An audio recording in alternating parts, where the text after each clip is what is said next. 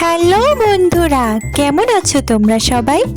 বন্ধুরা, তোমরা কি জানো টুনি পাখি আর টুনি বর নতুন একটা বাড়ি করেছে?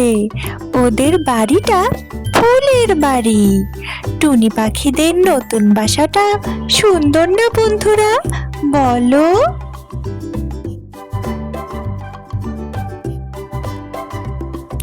টুনি পাখি তার বাচ্চাদের জন্য খাবার রান্না করেছে, স্যুপ রান্না করেছে, অনেক মজার স্যুপ বন্ধুরা।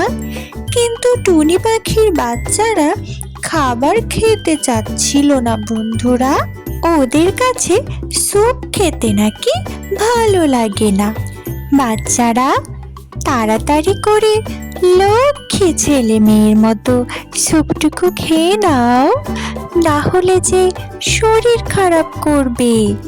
স্যুপে অনেক পুষ্টি থাকে।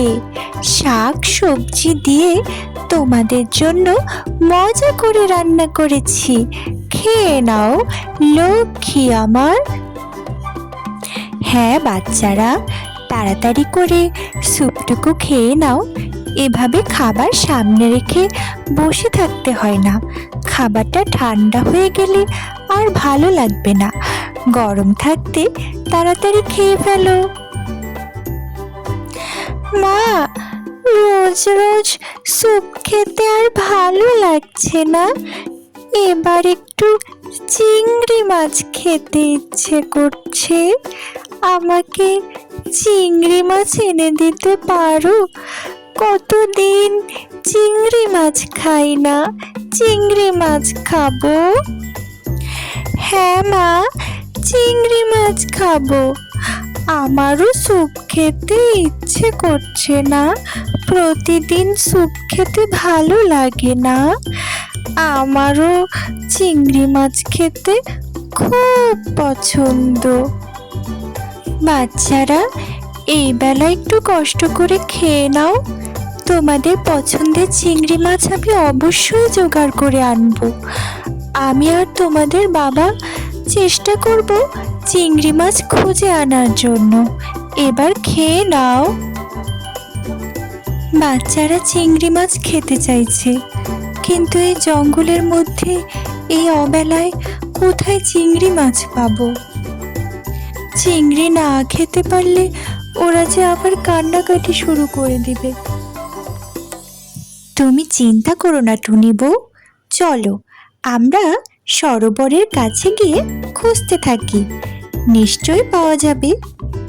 হ্যাঁ, তাই চলো সরোবরের কাছেই বরং খুঁজে দেখি। বন্ধুরা, টুনি বউ আর টুনি বর ভীষণ চিন্তিত হলো। তাদেরকে চিংড়ি মাছ খুঁজে পেতেই হবে। তাদের বাচ্চারা খেতে চেয়েছে। তাই টুনি বউ আর টুনি বর দুজনেই জঙ্গলের মধ্যে সরোবরে খুঁজতে লাগলো যে চিংড়ি মাছ পাওয়া যায় কিনা। টুনি বউ, এই সরোবরে তো একটাও চিংড়ি দেখতে পাচ্ছি না। চিংড়ি মাছ না পেলে বাচ্চারা যে কান্না করবে। সরোবরে চিংড়ি মাছ পাচ্ছি না যে। এবার কি উপায় হবে বলো তো টুনি বউ? আমরা কি আরো গভীর জঙ্গলে গিয়ে অন্য কোনো নদীর সন্ধান করব? হ্যাঁ টুনি বর, চলো আমরা বরঞ্চ আরো গভীর জঙ্গলের দিকে উড়ে যাই। সেখানে হয়তো অন্য কোনো নদী অথবা সরোবর পাওয়া যাবে। সেখানে নিশ্চয়ই চিংড়ি খুঁজে পাওয়া যাবে। তাহলে চলো আমরা আরো জঙ্গলের ভিতরে গিয়ে খুঁজে দেখি টুনি বর। টুনি বর আর টুনি বউ তখন আরো গভীর জঙ্গলে একটা নদী খুঁজে পেল। কিন্তু সেখানে তারা দুজনেই উড়ে বেড়ালো আর নদীর দিকে খেয়াল রাখতে থাকলো। কিন্তু কোথাও বন্ধুরা টুনি বউ আর টুনি বর চিংড়ি মাছ খুঁজেই পেল না। তারা তো অনেক চিন্তা করছে, এবার তারা কি করবে। টুনি বর, এই জঙ্গলের মধ্যে তো কোনো বাজারও নেই যে আমরা বাজার থেকে চিংড়ি মাছ কিনে আনবো। এবারে কি করা যায় বলো তো? নদীতে তো মাছই পাচ্ছি না টুনি বর। আমরা কি তবে বাসায় ফিরে যাব? হ্যাঁ টুনি বউ, চলো আমরা বাসায় ফিরে যাই। জঙ্গলের মধ্যে তো কোনো বাজারও নেই, আর বাজার করতে হলে জঙ্গল থেকে অনেক দূরে যেতে হবে। এত দূরে উড়ে যেতে তো অনেক সময় লাগবে। তার চেয়ে কাল যাব, আজকে রাত হয়ে যাবে। চলো টুনি বউ, বাসায় ফিরে যাই। ওয়াও, আমাদের গাছে চিংড়ি ধরেছে! কি মজা, কি মজা! আমাদের গাছে এত বড় বড় চিংড়ি মাছ! এই গাছে চিংড়ি মাছ দেখে আমি তো অবাক হয়ে গেছি। চিংড়ি মাছের গাছ! কি মজা, কি মজা! এ তো চিংড়ি মাছের গাছ। কত বড় বড় চিংড়ি ধরেছে গাছে। এবার বাচ্চাদের মন ভরে চিংড়ি মাছ খাওয়াতে পারবো।